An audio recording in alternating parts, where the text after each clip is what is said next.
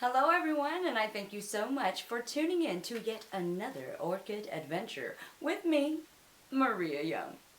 Okay, so today I'm going to show you the Maxillaria tinifolia. And these are actually my rescue orchids right here. I actually wasn't supposed to purchase this, but as soon as I seen this, I absolutely fell in love with it. And this wasn't in the best of condition at all. But being that the manager did agree that the orchid was basically in horrific condition, he was willing to give me 50% off. So with that in mind, I was willing to take the risk of making this my rescue orchid. Now, with the fact that the Maxillaria tinifolia is a very hardy orchid, and it really is aggressive in its want to survive, and the fact that it has just a huge propagation rating in the fact of really being easy to propagate these plants, I decided to indeed take on that challenge. Now, what really lured me to this orchid, I have to say, is the visual that you get when you look at this. I was a little bit confused. I had never really seen an orchid like this. And it really reminded me of a cymbidium orchid in the aspect of its grassy-like nature. And also, when I took a closer look, I noticed the pseudobulbs in here, which already has a crazy method of growing because they actually grow on top of each other. But when I looked at it, it really reminded me of an oncidium orchid. So an oncidium mixed with a cymbidium, this is the exactual, I just made up a word, an exact visual of what I would get.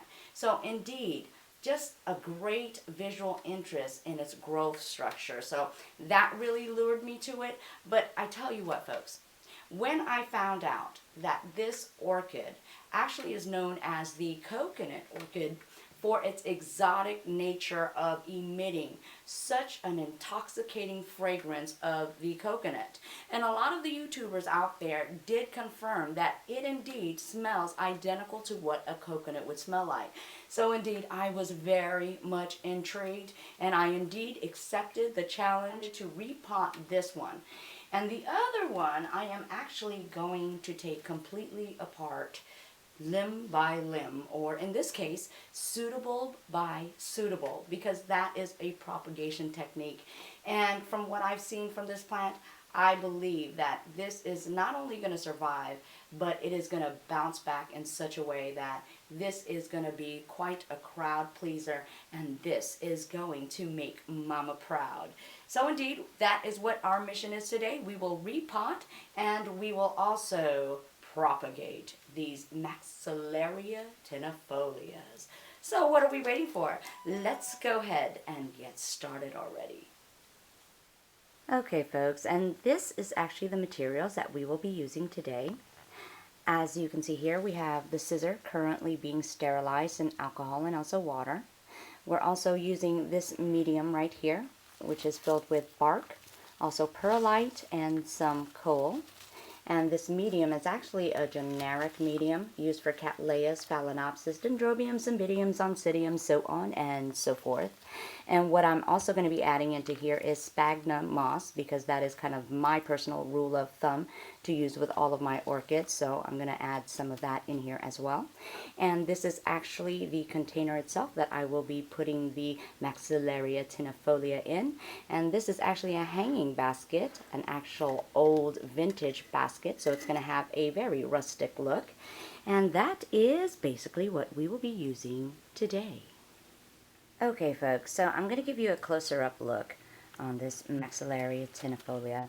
I want to really show you what condition it's in right now. And actually, it's in a lot better condition than when I first got it. This Maxillaria really bounces back rather quickly. The first day, what I had to do, because the media was actually totally bone dry. I mean, this thing was so light, it felt like air, okay? And what I had to do was I went ahead and soaked this. I mean, I put this in a bowl and I soaked it for about almost an hour, both of them. And then what I also went and did is I sprayed down these covering, or this sheath that's on here, because the way the Maxillaria works is that in this sheath it will have baby growth or baby pseudobulbs. And also the root system is in here as well. And what it does, it comes all the way down to the base, and then it also gets the soil from here. So this sheath is actually protecting the pseudobulbs and also the roots. So I sprayed this down thoroughly. I mean, I must have sprayed it down about 3 or 4 times to ensure that the roots were once again getting water. So within a day's time, I mean the next day, I'm like, wow, I could not believe that it actually plumped up. Because with no exaggeration, folks, these bulbs right here, the wrinkled ones, were actually almost as thin as paper. I mean, I really did not believe that this actually had a chance. I mean, I was really taking a risk on this one. But as you guys can see, it rather plumped up, even though it was in that bad of condition. But that's what I had to do to get it in this state. So now what we are going to do is we're going to take this out and we're going to check out the root system, and we're going to take out all of this sphagnum moss that's in here. And then we're going to go ahead and, of course, cut away all of the dead material, or pull apart all of the dead material. And you're going to have to really be careful because the roots on these are really, really thin, and they actually kind of match the sphagnum moss that it's already in. So if you're not careful and if you're too aggressive, you will tear away some good roots as well, and that's not what we want to do. So that is our mission, and that's what we're about to do. Okay, so here we are, folks. We're going to go ahead and take these out. And as you can see, the root system is actually pretty well intact and looks very healthy. I was actually very much shocked when I seen these. I didn't know what to expect. But wow, like I said, these plants here are just, wow. They're like right next to Superman there. I mean, indestructible, I tell you. So all I'm doing now is taking out the styrofoam at the very bottom of the base.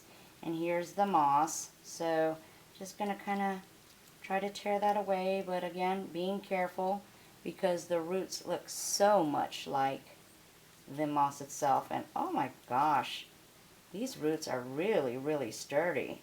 I am proud of these guys right here. So here we go, here we go. Just crumbling, crumbling away, yet still trying to be careful. Crumble, crumble. And I'm going to do that to both of these. I'm going to go ahead and put you guys on pause, though, because I'm pretty sure you don't want to go through the enduring, boring process of seeing this whole thing transpire. But I'll come back and show you what we have after we go ahead and clear away this sphagnum moss. And also, I would say some of the dead roots, but wow, I mean, majority of these roots right here are not dead. So there's not that much to cut away, surprisingly. So anyway, stay tuned because I will be right back. Okay, folks, now we are back and we are done with the primping and pruning here. And wow, I wanted to give you guys a close-up on how healthy the root system was. Actually, I probably had to cut away maybe about 8 pieces, and that's with both of the plants. So definitely this little sturdy guy was hanging on and hanging on pretty tight here. Okay, so we have this all cleared away, and what we're going to do next is the propagation technique, and we're going to start cutting away some of these pseudobulbs here.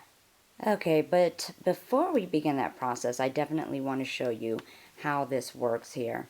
Now, I explained about the sheath and how it's actually a protective mechanism to, of course, protect the pseudobulb. And I'm going to go ahead and peel this back to kind of show you that growth right there. Let me get a close-up on it. Right there.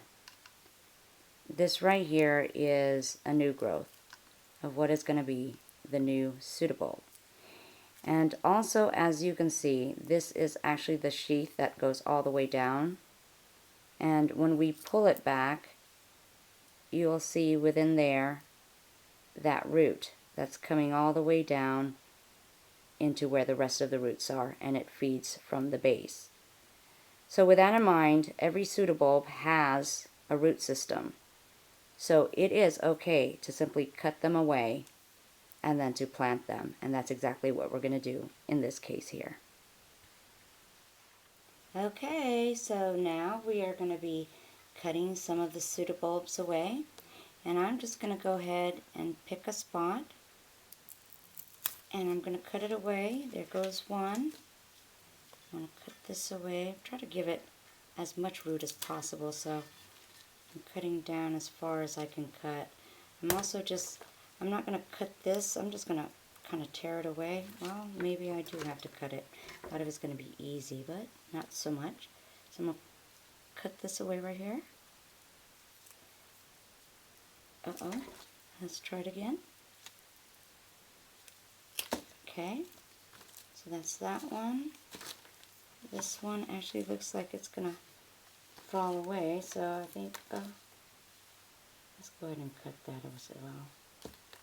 There you go. I'm going to go ahead and cut this right here. Okay, I'm going to cut this. I'm trying to give it as much space as possible. And guess what, folks? I'm going to leave this little guy alone right here. Okay, so as you can see, I basically cut away all the individual pseudobulbs right here.